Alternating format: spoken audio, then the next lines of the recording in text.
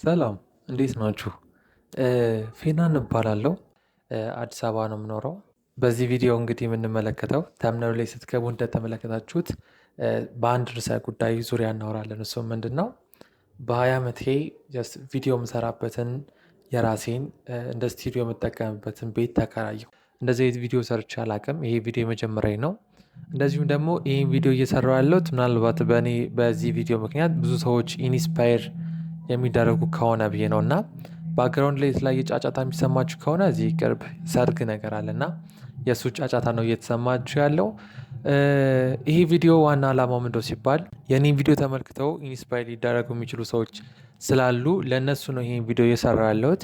እና እናንተም ደግሞ አሁን እየሰራችሁ ካላችሁ በደንብ ጠንክራችሁ እንድትሰሩ፣ ምናልባት የኔ ታናሾች ቲኔጀሮች ልትሆኑ ትችላላችሁ። እንደዚሁም ደግሞ ወጣቶች እኩዮቼ ወይም ታላላቆች የምትሆኑ ትችላላችሁ።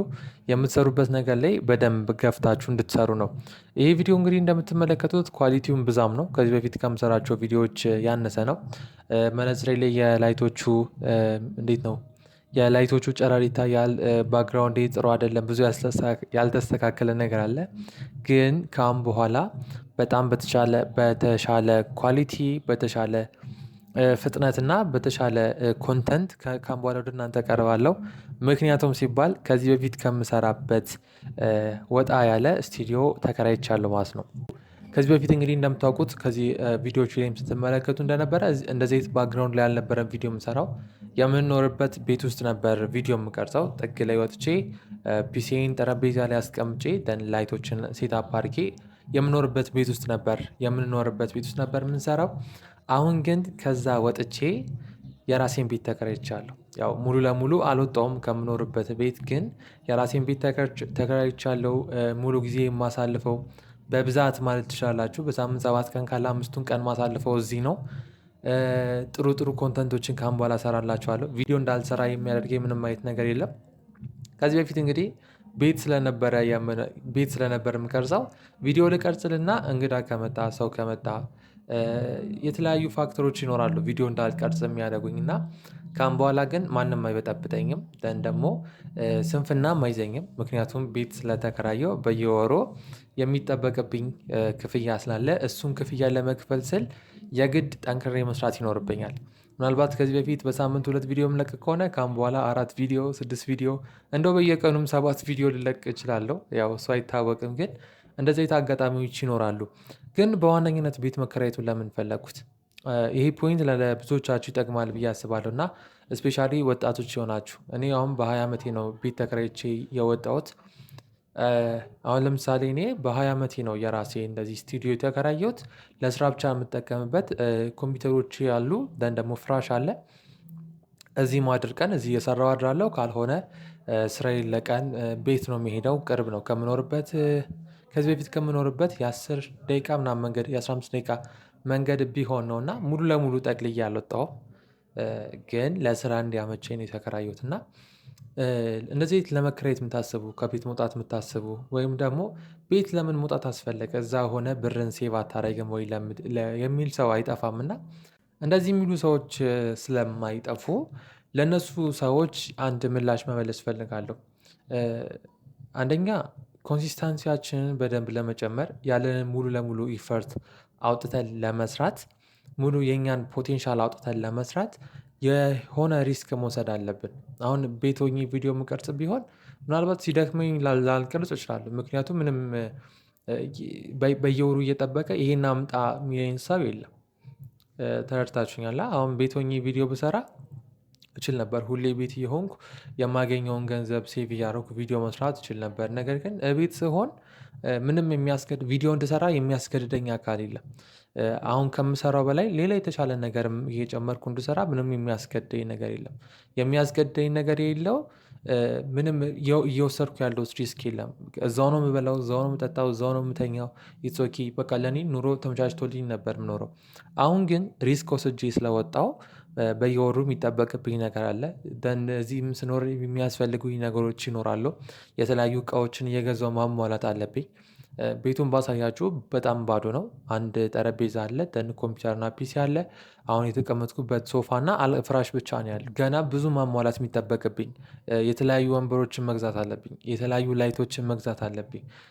ካሜራ እያልኩ በጣም ብዙ ነገር መግዛት ይጠበቅብኛል። ይሄ ሁሉ ግን የሚሆነው ሪስክ ወስጄ በደንብ ጠንክሬ መስራት ስፈልግ ነው እና ምንጊዜም ቢሆን ኮንፈርት ዞን ገዳይ ነው እና ፖይንቴ ምንድነው? ኮንፈርት ዞናችሁ ላይ ስትሆኑ በጣም ብዙ ጊዜ ድካም ያጠቃናል፣ ስንፍና ያጠቃናል። ያለንን ሙሉ ለሙሉ ኢፈርት አውጥተን መጠቀም አንችልም። ግን ከኮንፈርት ዞናችን ወጥተን የተወሰነ ሪስክ መውሰድ ስንጀምር እንግዲህ አሁን ለምሳሌ በእኔ እኩያ ያሉ ሰዎች 20 ዓመታቸው 21 ከዛም በላይ ያሉ ሰዎች ዝም ብላችሁ ተነስታችሁ ከቤት ውጡ፣ ቤት ተከራዩ ያልኳችሁ አይደለም። ግን የሆነ ኢንካም ማግኘት ከጀመራችሁ ያ ኢንካም ዘላቂ ሆኖ የሚታያችሁ ከሆነ ከቤት ወጥታችሁ ሞክሩት። ልክ ከቤት ወጥታችሁ መኖር ስትጀምሩ በጣም ያላችሁ ፖቴንሻል አንጠፍጥፋችሁ መጠቀም ትችላላችሁ። እና ልክ እኔ ይሄኛውን ቤት ከተከራየን ዛሬ 15 ቀን ራሱ አልሞላኝ። በዚህ ሳምንት ነው የተከራየሁት። ሁኔታዎች ስላልተመቹልኝ እንዴት እንዳስገባው እቃ እንዴት እንዳስገባው ምናምን አልቀረስኩላችሁም። በሌላ ቪዲዮ ሙሉ ሴታፑን ሳስተካክለው አሪፍ የሆነ ሴታፕ ሰራለሁ ብዬ አስባለሁ። ልክ እሱ ሴታፕ ሲስተካከል በሌላ ቪዲዮ እመጣላችኋለሁ እና ከቤት ወጥቻለሁ። ሌላ ቦታ ነው ካም በኋላ ቪዲዮ የምሰራው። እንደዚህ አይነት ባክግራውንድ ላይ ነው ቪዲዮ የምሰራው። እግዚአብሔር ቢፈቅድና ብንኖር ደግሞ ላይቭም እንገባለን ካም በኋላ። እስካሁን ግን ለሆነው ነገር ሁሉ ክብሩን እግዚአብሔር ብቻ ይውሰድ። እዚህ እንድደርስ እግዚአብሔር ረድቶኛል። እግዚአብሔር ረድቶኝ በጣም በረጅም ጊዜ ማሳካት የምፈልገውን ነገር በአጭር ጊዜ ማሳካት ያለው ይሄ መጨረሻ አይደለም። አሁን የምታዩት የተከራዩት አንድ ክፍል ነው ለእኔ ብቻ ምትሆን፣ ግን ካም በኋላ በጣም ወደ ሰፊ ቦታ እንደምወጣ አልጠራጠርም እና እግዚአብሔር ይረዳኛል አምናለሁ። እናንተም ደግሞ እርዳታችሁ ያስፈልገኛል። የእናንተም እርዳታ ደግሞ ካም በኋላ በጣም እፈልገዋለሁ። ይህን ቪዲዮዎቼን ስትመለከቱ በቪፒኤን ብትመለከቱልኝ በጣም በቃ ከልብ ነው ደስ የሚለኝ። እያንዳንዱ ቪዲዮ ስር ኮመንት ብታደረጉልኝ፣ አሪፍ ከሆነ አሪፍ እንደሆነ ብትነግሩኝ፣ መጥፎ ከሆነም ይህን ነገር አስተካክል እያላችሁ እንድትነግሩኝ፣ ያላችሁን ሀሳብ እንድታስቀምጡልኝ፣ ቪዲዮቼን ላይክ ብታደረጉልኝ እኔ ከዚህ በላይ እንድሰራ ከዚህ በላይ እንድለወጥ ይረዳኛልና በጣም ተበረታትቼ እንድሰራ ይረዳኛል።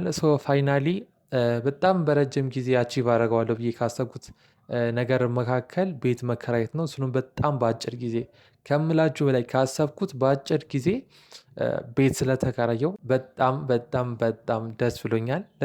የደስታዬ ተካፋይ እንድትሆኑ ነው ይህ ቪዲዮ እየሰራሁ ያለሁት እና ካም በኋላ በጣም በሚገራርሙ ኮንተንቶች አብረን እንገናኛለን።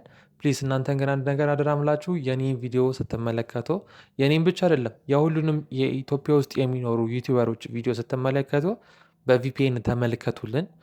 እናንተ በቪፒኤን ስትመለከቱ እኛ አሪፍ ገንዘብ እናገኝበታለን።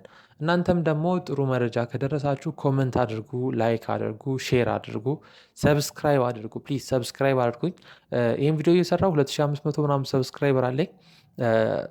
በዚህ ቪዲዮ 3000 ምናምን እንደሚገባ አልጠራጠርም። እናንተም አታሳፍሩኝም። ቀጣይ ምን እንድሰራላችሁ እንደምትፈልጉ ኮመንት ላይ አስቀምጡልኝ። ካም በኋላ እንደዚህ አይነት ቪዲዮዎች በብዛት ይኖሩናል። በሳምንት 2 ቀን ወይም 3 ቀን ሁሌ ማታ ማታ ላይቭ እንገባለን ዩቲዩብ። በዛ ላይ ብዙ ሀሳቦችን እንዳስሳለን። እንደዚሁም ደግሞ የቴሌግራም ቻናል አለን። ከ500 በላይ ሜምበር ያለው የቴሌግራም ቻናል አለን። እሱንም ቻናል እዚህ ስር በማስቀምጥላችሁ ዩዘር ኔም ጆይን አድርጎ ኢንስታግራምም ከፍተናል። አክቹዋሊ ኢንስታግራሙ ትንሽ ቆይቷል፣ ግን እስካሁን አክቲቭ አልነበርንም። በእሱ ኢንስታግራምም ካም በኋላ አክቲቭ ሆነን መስራት እንጀምራለን። ብቻ ምን አለፋችሁ በጣም በብዙ ነገር አክቲቭ ሆነን ካም በኋላ እንሰራለን። ኤርድሮፖች ላይ በደንብ እንሰራለን። ከኤርድሮፕ አልፈም ደግሞ ስለ ክሪፕቶ ትሬዲንግ በደንብ በዚህ ቻናል በተለያዩ ቪዲዮዎች ሙሉ ቱቶሪያሎችን እንሰጣለን። ስለ ዩቲዩብ ምን አለፋችሁ ብቻ ማይነካ ቶፒክ አይኖርም። ይህን ቻናል ሰብስክራይብ አድርጎ በዚህ ቪዲዮ ላይ ራሱ ያላችሁን ሀሳብ አስተያየት ኮመንት ላይ አስቀምጡልኝ። በቀጣይ ቪዲዮ እስከምንገናኝ ቸር ሰንብቱልኝ። ፒስ